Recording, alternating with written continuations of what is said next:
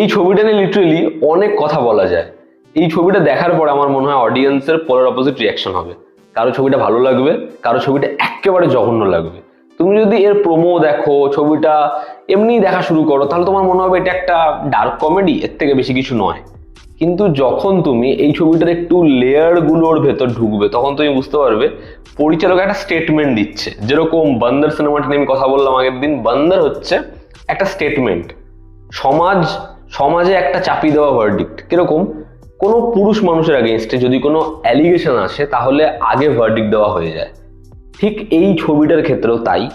যদি কোনো মহিলা নিজের জীবন নিজের মতো করে বাঁচতে চায়, তাহলে সমাজ একটা ভার্ডিক্ট দেয়, একটা ট্যাগ দেয়, এই ডাইনি, চরিত্রহীন, এরকম ধরনের কথাবার্তা।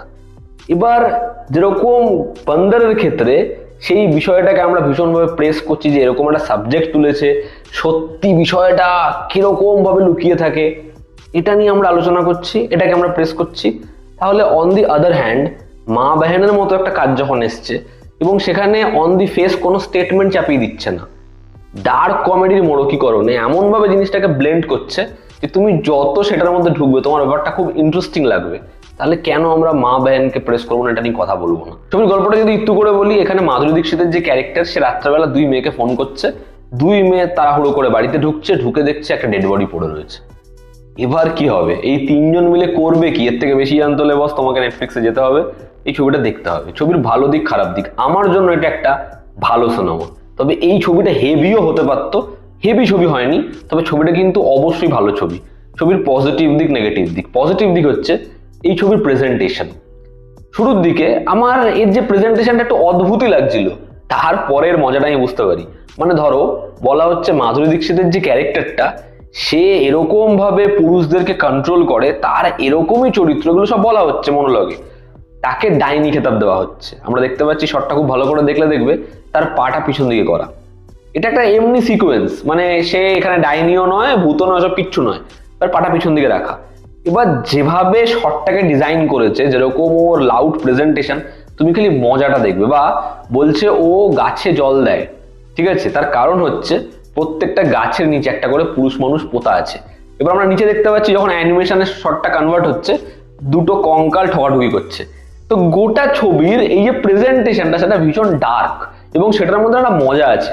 মানে ক্যারেক্টারের ওপর থেকে লাইটিং যেরকম ভাবে শিফট হচ্ছে, যেভাবে চরিত্রগুলো শেষ ভাগে যে জায়গাতে পৌঁছাচ্ছে, একটা অদ্ভুত হিউমার আছে, একটা অদ্ভুত মজা আছে। যে নেচারটা না, সেটা ভীষণ ভীষণ হাটকে। মানে ডিরেক্টর যে প্যাটার্নটা হয়, এই থার্ড অ্যাক্ট মেনে আমি যাব, এরপরে এই জিনিসটা ঘটবে, ওরকম ভাবে ডিল করছে না। এটা অদ্ভুত ভাবে হচ্ছে। মানে তুমি ভাববে না এখানে এই ক্যারেক্টারটা বেরোতে পারবে না, তুমি দেখলে না বেরিয়ে গেল, একদম সিম্পল ভাবে ছেড়ে দিল। এবার তারপর সেটাকে নিয়ে আরেকটা স্টেটমেন্ট। তো গোটা ছবির এই যে ন্যারেটিভটা, সেটাকে যেভাবে প্রেজেন্ট করেছে, সেটা কিন্তু খুব ইউনিক। তো আমার সেটা সব থেকে বেশি ভালো লেগেছে। এবং দ্বিতীয়, অন দি ফেস কোনো স্টেটমেন্ট দেয়নি, সেটাকে গল্পের লেয়ারের মধ্যে রেখেছে, গল্পটাকে মূল বিষয় করতে গেছে, যেটা অবশ্যই ভালো। এবং এখানে পারফর্মাররা ভালো কাজ করেছে। মাধুরী দীক্ষিত কিছু কিছু জায়গায় ভালো, আবার কিছু কিছু জায়গায় আমার থেকে ভালো লাগেনি। তবে এখানে ভালো লেগেছে তৃপ্তি দিমনিকে। তৃপ্তি এখানে খুব ভালো কাজ করেছে, তার লুকটাও যেরকম রেখেছে খুব সিম্পল, তৃপ্তি ভালো। এখানে যে ওর বোনের চরিত্র অভিনয় করেছে, সে টেরিফিক, তাকে তো আমাদের হেভি লাগবে। অরুণোদয় যেরকম করে সেরকম, রবি কিষানের ক্যারেক্টারটার মধ্যে মজা আছে। গীতাঞ্জলি জি কি করেছে, সে গুল্লেকের মতো শোতে ওরকম কাজ করে, এখানে এই ছবিটায় কি ব্যাপক কাজ করেছে। তো পারফর্মাররা সবাই ভালো, পরেশ রাওয়াল একদম একটুখানি আছে, সেও নিজের জায়গায় ঠিকঠাক। এই ছবির মেকিং সেটা যথেষ্ট ভালো। যেরকম সাউন্ড, মানে একটা সিকোয়েন্স রয়েছে যে এরা ঘরের মধ্যে নাচ করছে, বাড়ির বাইরে একটা অনুষ্ঠানে নাচ হচ্ছে। এবার এ বলছে যে আমরা কি করেছি, কেন করেছি, কি হবে। এবার যা জিনিসপত্র হচ্ছে বলছে ভেতরে, বাইরে আমরা দেখতে পাচ্ছি ক্যারেক্টার মিউজিক ছাড়া নেচে যাচ্ছে। ওই জায়গাটা তুমি ডিজাইন দেখো। বা একটা চাটনি বানাবে, ঠিক আছে, ওইখানে দুই বোনের মধ্যে মারপিট হবে, ওই মিক্সারের ঢাকনাটা খুলে যায়। এবার ওই চাটনিটা পুরোপুরি সবার মুখের মধ্যে ছড়িয়ে গেছে। এবার মাধুরী দীক্ষিত ডায়লগ দিচ্ছে, তুমি খালি সিকোয়েন্সের স্টেজিং দেখো। একদম শেষ ভাগে জিনিসটা রিভিল হচ্ছে, এরা সবাই নাচ করছে, আবার আগের ট্রিটমেন্ট, সাউন্ড চলে যায়। তো এই যে অ্যাটমসফিয়ারটা মেকিং এ বানিয়েছে, সেটা একেবারে মস্তির। মিউজিক যেরকম, ব্যাকগ্রাউন্ড স্কোর যেরকম, যেরকম এডিট হয়েছে, যেরকম শুট হয়েছে, যেরকম লাইটিং চেঞ্জ হচ্ছে গোটা ছবি ধরে, মজাদার, সেট ডিজাইন ভালো লাগবে, কিভাবে মেয়েদেরকে এক রকম ভাবে দেখা হয় এবং কোনটা সত্যি। আমরা তো 4টি লোকের কথায় বিশ্বাস করছি যে এ এরকম, ও ওরকম, সে সেরকম, এগুলো আমরা ডিসাইড করার কে? তো এটা ছবিটা যেভাবে বলছে না, আমার মনে হয় সেটা অবশ্যই অ্যাপ্রিসিয়েট করা উচিত, সেটা দেখা উচিত। এবং ছবির শুরুর দিকটাও ভীষণ ইন্টারেস্টিং থাকে। মানে আমি যদি এই দিকপত্রগুলোকে সরিয়ে রেখে গল্পর দিকেও দেখি, সেটাও ইন্টারেস্টিং থাকে। সেখানে কমেডিটা ওয়ার্ক করছে, সেখানে থ্রিলটাও হালকা হালকা ওয়ার্ক করছে। মূলত কমেডিটা, যেরকম জামাই, যেরকম মেয়ে, প্রত্যেকটা ক্যারেক্টার এতটা আতরঙ্গি, এতটা কালার পেয়েছে, সেটা মজা লাগছিল, সেটা ভালো লাগছিল, সেটা পরে গিয়ে ঘেটে যায়। তো ওভারঅল ছবিটাও ক্রিস্প একটা ছবি, দেখো ভালো লাগবে। ছবির যদি খারাপ দিক বলি, ছবির খারাপ দিক হচ্ছে ছবিটা একদম শেষ ভাগটায় গিয়ে মানে নর্মালি শেষ হয়ে গেল। ছবিটা ক্লাইম্যাক্সে গল্পেও যে মজাটা দিতে পারতো, সেটা পুরোপুরি তখন কনটেক্সটে চলে গেল, সেটা গল্প থেকে একটু যেন ডিট্যাচ হয়ে যায়। ক্লাইম্যাক্সে ছবিটার মজাটা দ্বিগুণ হতে পারতো, সেটা এই ছবিতে কোথাও একটা কি ক্লাইম্যাক্সে হলো না।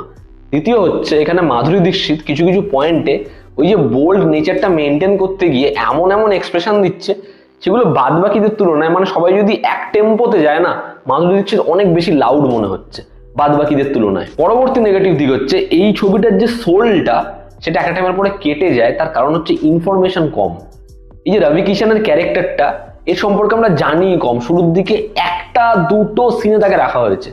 এবার পরবর্তী সময় ওই চরিত্রটার নেচারটা বোঝার জন্য যে স্পেসটা ডিমান্ড করছে, ওটা ছবিটা দেয় না।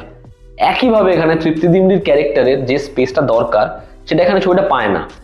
এখানে অরুণোদের যে ক্যারেক্টার, তারও একটা লাইন দিয়েছে, তবে ওটাকেও এস্টাবলিশ করেনি। তো এই ক্যারেক্টার এস্টাবলিশমেন্টে সময়টা দেয়নি বলে কোথাও একটা গিয়ে ইমোশনালি ছবিটা যতটা কানেক্ট করার কথা, ততটা কানেক্ট ছবিটা করতে পারে না।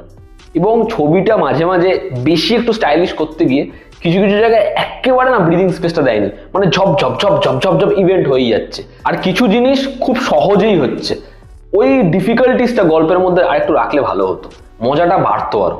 তো এটাকে শুধুমাত্র একটা ডার্ক কমেডি দেখবো ওরকম ভেবে বসো না। তো ওভারঅল এটা একটা গালাগালি নয়, এটা একটা শুধুমাত্র বোল্ড সাবজেক্ট নয়, এটা একটা মানে স্কিন শো করার গল্প নয়।